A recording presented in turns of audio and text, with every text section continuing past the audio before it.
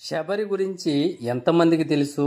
ఒకవేళ తెలుసున్నా శబరి ఎంగిలి గొళ్ళు శ్రీరాముడు తిన్నాడు అంతవరకే తెలుసు. కానీ శబరికి 5 ఏళ్ళు ఉన్నప్పుడు ఒక ఋషి చెప్పాడంట, నీ ఇంటికే శ్రీరాముడు వస్తాడు అని. ఆ శబరి ప్రతిరోజు ఇల్లు గడిగి ముగ్గులు పెట్టి ఎదురు చూసేది. ఎన్ని రోజులు? 1 రోజు కాదు, 10 రోజులు కాదు. ముసలితనం ఇక రేపో మాపో ప్రాణాన్ని విడిచేంత వరకు శ్రీరాముడు వస్తాడు అని శబరి ఎదురు చూసేది. ఆ ఎదురు చూపుల్లో శబరి ఎప్పుడు నిరాశ పడలేదు. అలా పడలేదు కాబట్టే మోక్షాన్ని పొంది దేవతామూర్తులలో ఒకటైంది.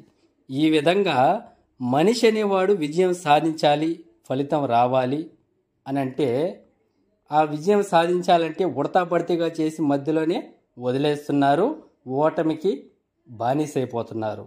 మరి విజయం ఎలా వస్తుంది? సంతోషం ఎలా పుడుతుంది? ఇంకా మనశ్శాంతి ఎక్కడ దొరుకుతుంది?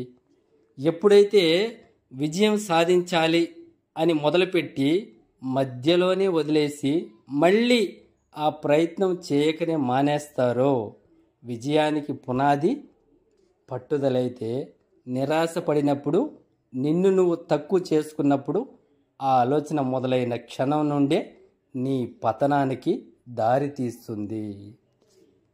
శబరి గురించి